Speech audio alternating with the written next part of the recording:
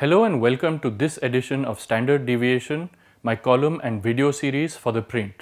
I'm TCA Sharad Raghavan, Deputy Editor at ThePrint, and I'm going to be talking to you about my latest column titled Modi Government is not leveraging its parliament strength for economic reforms, using it for politics. The Narendra Modi government has been quite successful in using its majority in parliament to push its socio-religious agenda, but has failed to convincingly use this advantage to implement economic reform effectively. Further, while supporters of the government will praise the Prime Minister for his decisiveness, a quality that detractors will call arbitrariness, the fact is that this quality greatly increases policy unpredictability, and that's not good for business confidence. But what's at stake here is something larger. When the BJP won the 2014 election, corporate India, small business persons, and traders around the country reacted positively and with great enthusiasm. That pro-business, pro-economic reform image is now being dented, even though this government is better positioned to make positive change than most before it.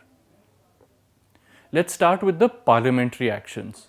In its very first year in power, to which it came with a historic majority, the Modi government passed an ordinance to amend the Right to Fair Compensation and Transparency in Land Acquisition, Rehabilitation and Resettlement Act 2013.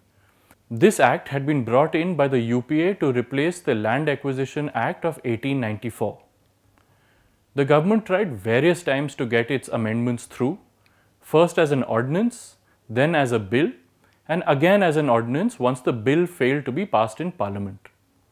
With a simple majority, the government should have been secure enough to have held a debate on the issue. Instead, it allowed opposition protests to scupper the matter. More recently, this is what happened with the farm laws as well. Instead of encouraging debate in the Lok Sabha, an arena it was in control of, the Modi government allowed the agitation to spill over into the streets and into the media. In both cases, with the land and farm laws, the government had to withdraw its legislation. While supporters will try to frame this as the government being responsive to differing opinions, they can't hide the embarrassment of public defeat. Another example of the Modi government squandering its parliamentary majority is the complete lack of movement on the labour codes.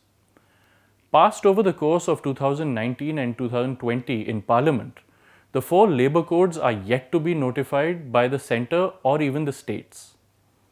Again, it can be seen as a good thing that the government isn't forcing through legislation since it had been criticised by several stakeholders.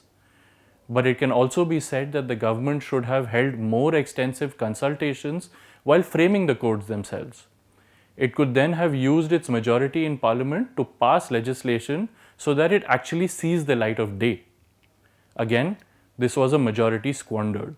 The Modi government also has this peculiar fondness for bringing in legislation through ordinances. This is hard to understand since it only serves to undermine confidence in the parliamentary system, something the Modi government should instead be keen to bolster given its strength in that institution.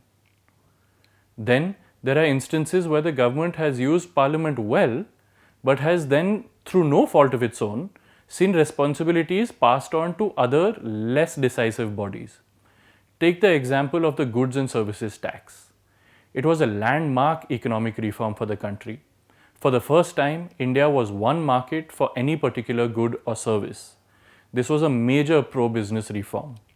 Parliament passed the relevant laws in 2017 and the new tax regime came into force in July that year. Thereafter, decision making on GST passed from Parliament to a federal body called the GST Council. Now, this was the correct thing to do.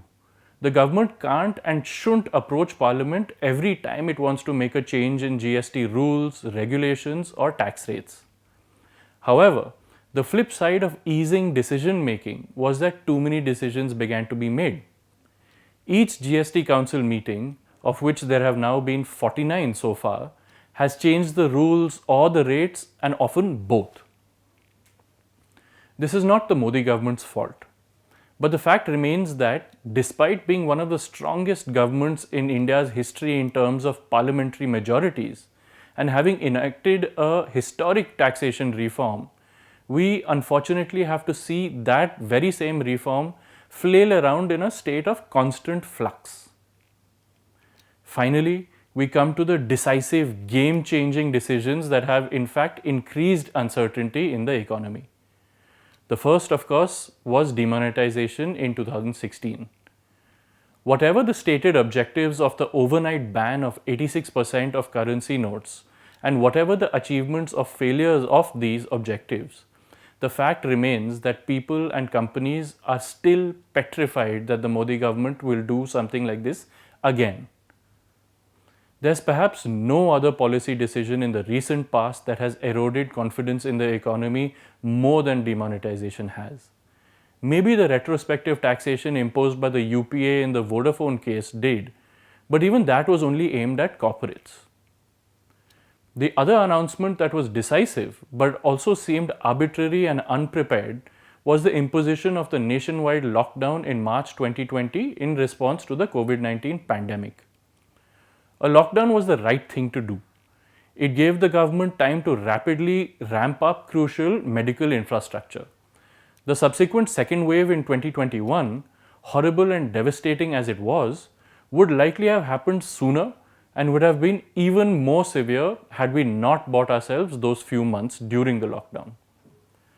But the necessity of the lockdown isn't reason enough for the slapdash way it was imposed. Much like with demonetization, the entire country was informed of the decision just hours before it came into effect, and then multiple ad hoc arrangements were made to deal with crises as they arose. The migrant laborers issue is an example of this. While the lockdown was necessary, unlike demonetization, a few more days of preparation would have gone a long way.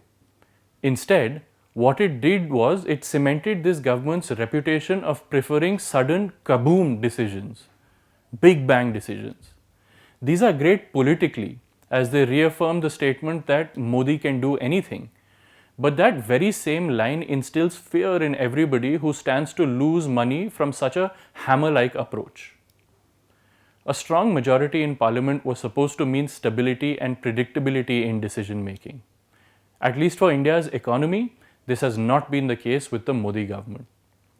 That's all from me. Thank you so much for watching.